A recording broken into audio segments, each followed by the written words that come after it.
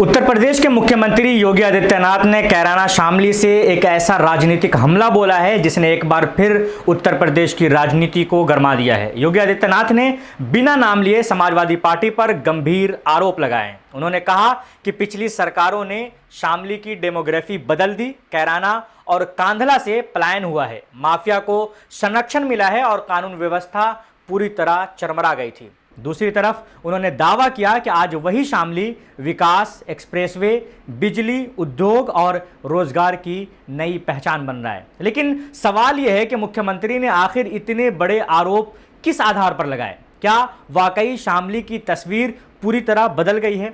Samajwadi party इन आरोपों को कैसे देखती है और चुनावी राजनीति के लिहाज से इन बयानों का क्या मतलब निकाला जा सकता है?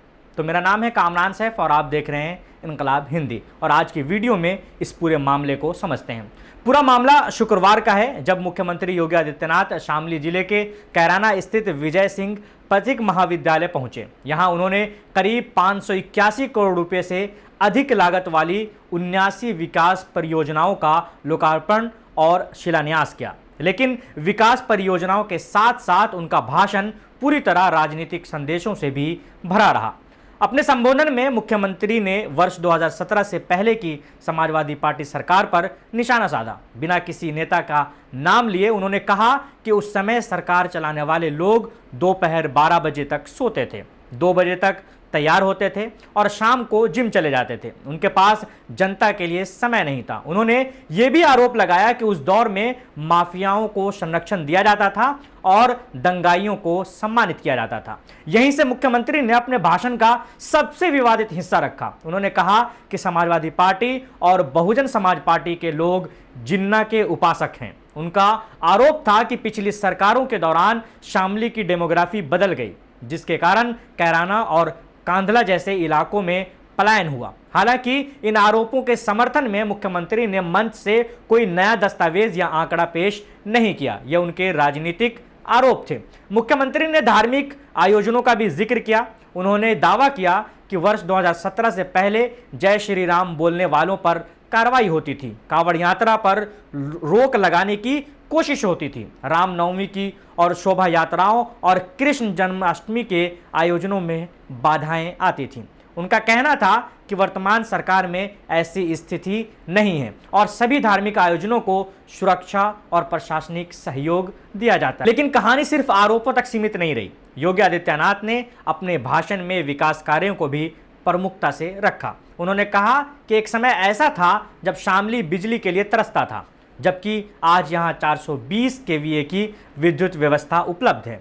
उन्होंने दावा किया कि स्वास्थ्य सेवाओं में सुधार हुआ है और कोरोना महामारी के दौरान भी शामली ने बेहतर चिकित्सा सुविधाएं उपलब्ध कराई। मुख्यमंत्री ने गन्ना किसानों और चीनी उद्योग का भी विशेष उल्लेख किया। उन्होंने कहा कि वर्ष 2017 से पहले कई चीनी मिलें बंद हो चुकी थीं और कुछ औने पौने दामों में बेच दी जाती थीं। उनके मुताबिक वर्तमान सरकार ने चीनी उद्योग को दोबारा मजबूत किया है, गन्ने का मूल्य बढ़ाया है और उत्तर प्रदेश को गन्ना एवं चीनी उत्पादन में अग्रणीय राज्य बनाया है। रोजगार को लेकर भी मुख्यमंत्री ने विपक्ष पर हमला बोला। उन्होंने कहा कि पहले नौकरियों में कथित तौर पर सफाई सिंडिकेट का प्रभाव दिखाई देता था, जबकि अब प्रदेश के युवाओं को पारदर्शी प्रक्रिया के माध्यम से रोजगार मिल रहा है। हालांकि विपक्ष लंबे समय से सरकारी भर्तियों, परीक्षा रद्द होने और नियुक्तियों में देरी जैसे मुद्दों को लेकर सरकार पर सवाल उठाता रहा है।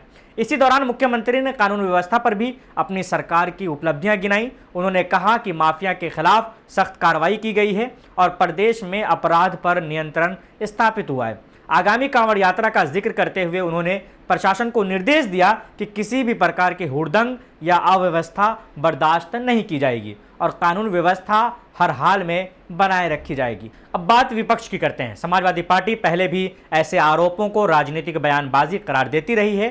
पार्टी का कहना है कि भाजपा चुनावी माहौल में धार्मिक और भावनात्मक मुद्दों को उछालकर राजनीतिक लाभ लेने की कोशिश करती है, जबकि बेरोजगारी, महंगाई, किसानों की आय और शिक्षा जैसे मुद्दों से ध्यान हटाया जाता है। हालांकि इस भाषण पर समाजवादी पार्टी की विस्तृत आधिकारिक प्रतिक्रिया सामने आने का इंतजार है। अगर इस पूरे घटनाक्रम को राजनीतिक नजरिए से देखें तो यह भाषण सिर्फ विकास परियोजनाओं के उद्घाटन तक सीमित नहीं था।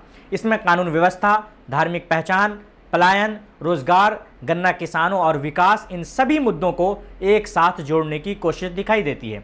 ऐसे मुद्दे उत्तर प्रदेश की राजनीति में लंबे समय से चुनावी विमर्श का हिस्सा रहा है। विशेषज्ञ मानते हैं कि चुनावों से पहले इस तरह के भाषण केवल विकास योजनाओं की जानकारी देने तक सीमित नहीं रहते, बल्कि राजनीतिक संदेश भी देते हैं। सत्ता पक्ष अपनी उपलब्धियां गिनाता है, जबकि विपक्ष उन दावों पर सवाल उठाता है। ऐसे में अंतिम फैसला लोकतांत्रिक व्यवस्था में जनता ही करती है। अब सबसे बड़ा सवाल यही है कि क्या शामली की बदलती तस्वीर का श्रेय केवल वर्तमान सरकार को जाता है, जैसा मुख्यमंत्री दावा कर रहे हैं, या फिर विपक्ष के आरोप सही हैं कि विकास के साथ साथ राजनीतिक ध्रुवीकरण की भी कोशिश की जा रही है। इन सवालों के जवाब अलग अलग राजनीतिक दल अपनी अपनी तरह से देते हैं, लेकिन लोकतंत्र में किसी भी दावे की कसौटी अंततः तथ्य, आंकड़े और जनता का अनुभव ही होता है। फिलहाल इतना तय है कि शामली से मुख्यमंत्री योगी आदित्यनाथ का ये भाषण आने वाले दिनों में उत्तर प्रदेश की राजनीति में चर्चा का विषय बना रहेगा। विकास और राजनीतिक आरोप दोनों एक साथ इस भाषण के केंद्र में रहे, और अब निगाहें इस बात पर होंगी कि विपक्ष इसका जवाब किस तरह देता है और ये बहस आगे किस दिशा में बढ़ती है। फिलहाल इस मामले में आगे जो भी बड़ा अपडेट आएगा हम आपको सबसे पहले बताएंगे। अगर आपको हमारी ये रिपोर्ट पसंद आई हो तो वीडियो को लाइक करें, शेयर करें और इनकलाब हिंदी को सब्सक्राइब करना ना भूलें।